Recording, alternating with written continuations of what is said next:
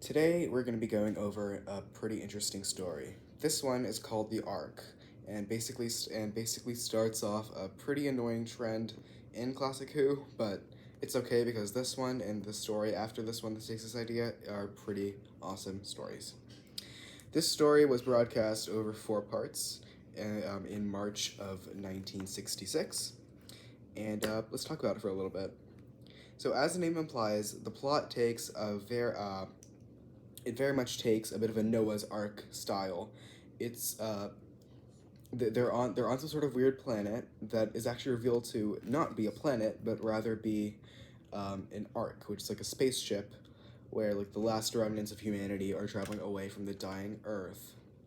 It's a rather interesting the concept itself gets interestinger. That's not a real word, but let's go with it.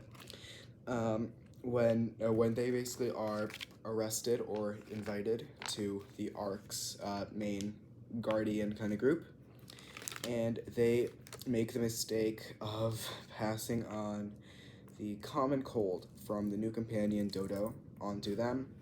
The thing is, as implied, this is in the far distant future, so there is no resistance to this kind of thing because they got rid of the common cold a long, long, long time ago. So the first half of the story basically is the Doctor trying to create a cure for the common cold. That's like his main mission. And when the Guardians' slave race, called the Monoids, they actually get infected by the cold. So that's their main priority. Afterwards, they leave. All is said and done. It's pretty good. It leads to a bit of a courtroom drama, though, because they don't really believe them. They think they're trying to purposely pass on the common cold. But once that is settled and such, that is, they're on their merry way, or so they think. They end up landing. They end up landing in the exact same place, but 700 years later, which is actually when they were supposed to make their, they're supposed to make their journey onto the planet Refusis.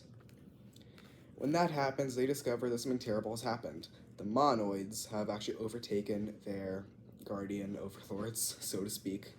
It's a bit of a problematic message, politically speaking, because it kind of shows the Doctor like on the side of the imperialists. Because remember, this was like during the colonization of Africa, so I think this was a pretty poorly handled metaphor for that. They were on the side of those colonizers. They were basically saying the colonizers were the good guys, which is not a great message, especially in today's world. The second half of the story is a letdown. It shows the Monoids are basically overtaking their guardian overlords, and they're instead trying to, land on their own planet and basically force themselves onto that new planet. And it's a pretty okay part of the story. It's not great, but it's also the aliens, they're fusions. They're actually pretty cool. They're literally invisible because of a giant solar flare accident that basically robbed them of their physical form. And that's basically all it is. The story is pretty light story-wise.